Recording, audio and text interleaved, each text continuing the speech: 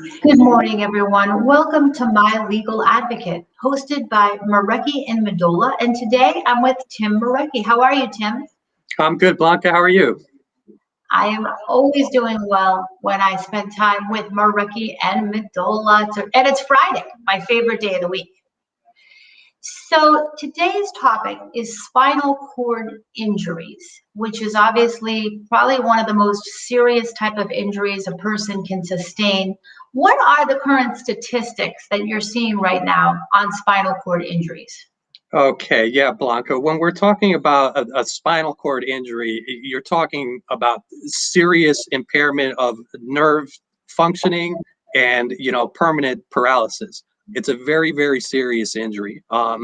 The statistics say there's about 12,500 of these types of serious spinal cord injuries per year, and the vast majority of them are caused by automobile accidents. And we always use the term spinal cord injury. What exactly does it mean? What it is it's a sudden rupture or blow to the spine that fractures or dislocates vertebrae. And I'm not a medical doctor, but when you're talking about fracturing vertebrae, you're talking about impairing neurological function and ambulatory function. Is damage to the spinal cord obvious? No, it's not. It's not always obvious. And that's why it's important if you're in an automobile accident that you should seek medical treatment. It's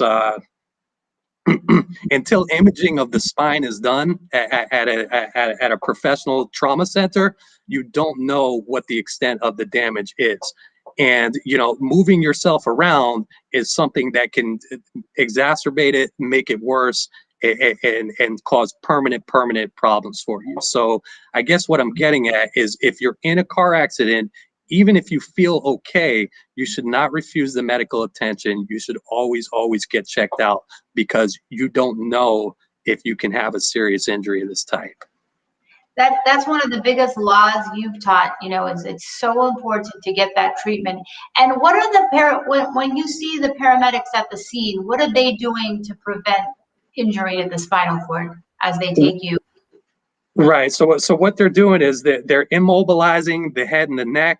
They put a rigid collar on the patient. They put them, I'm sure that most of our audience has seen it on TV. They put you on that rigid stretcher and strap you down so that you can't move. And you see the reason that they do that is because if you do have an injury of this type, any kind of movement, sudden or not sudden, can exacerbate it, make it worse, cause permanent paralysis. So what those medical technicians are doing is they're stabilizing you in a professional medical manner, and they're transporting you to a trauma center where you can immediately get checked out for spinal cord damage. Now, once you get to the hospital, what are the tests used to diagnose the spinal cord injury? Well, there's a few different tests, and they perform a few different functions. I'm not going to get into the details, but you've got the MRI, you've got the CT scan, and you've got what's called a plain X-ray. These three methods have different ways of detecting a spinal cord injury, but a combination of the three methods will always detect that injury. And what are the two types of spinal cord injuries? They're called complete and incomplete. An incomplete spinal cord injury will impair your functioning on only one side of your body. A complete spinal cord injury will impair the functioning on both sides of your body. Neither one of those sound very good to me. I'll take the incomplete over the complete, but I'd rather have both sides of my body functioning well. And it's about 50-50. Half of the spinal cord injuries are complete that affect the whole body, and half of them are incomplete that affect half the body. And what are the chances of recovery after a spinal cord injury? Yeah, as far as recovery, the chances of significantly regaining function after a severe spinal cord injury is very, very low. Unfortunately, people don't recover. When they're paralyzed, they almost never learn to walk again. But when you're talking about caring for a person under this condition, I mean, you're talking about 24/7 medical care and nursing care for the rest of their life.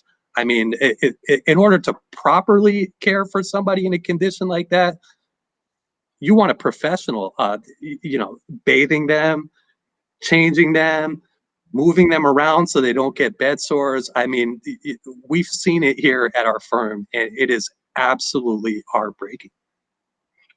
It truly is. So your law firm has the experience in handling spinal cord injury, car accident cases?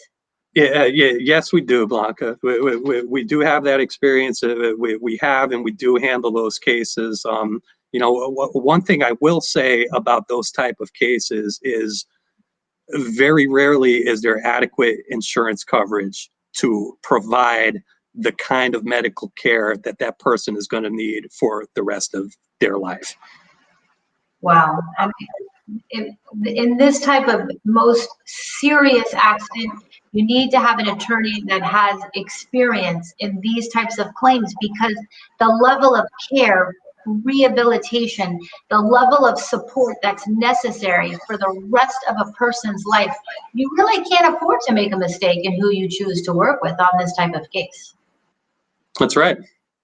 So everybody out there, please remember Marecki and Medolla. They are the gold sponsor of the Laws of Life webcast network, and they are here every Friday morning, putting the community first, educating the community about safety. And your firm is also offering a complimentary review of everyone's car insurance policy. Can you tell us about that initiative?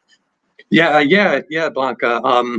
So what I found in my law practice over the years is that in the state of Florida, people are grossly uninsured when they're driving around in their motor vehicles. People talk about having full coverage. Full coverage here in the state of Florida is illegal in almost every state in the country.